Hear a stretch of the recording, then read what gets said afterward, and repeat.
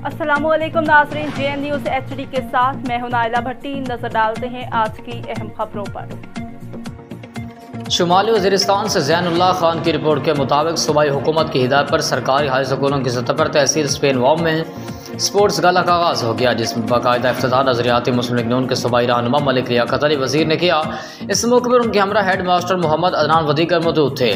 नज़रियाती मुस्लिम league नून के सूबाई रहनुमा मलिक लियाकत अली वज़ीर ने स्पोर्ट्स गाला की इफ्तिताही तकरीब के बाद मीडिया से गुफ्तगू करते कहा कि खेलों की सरगर्मियों को फ़रोग़ देने पर सूबाई हुकूमत का शुक्रिया अदा किया।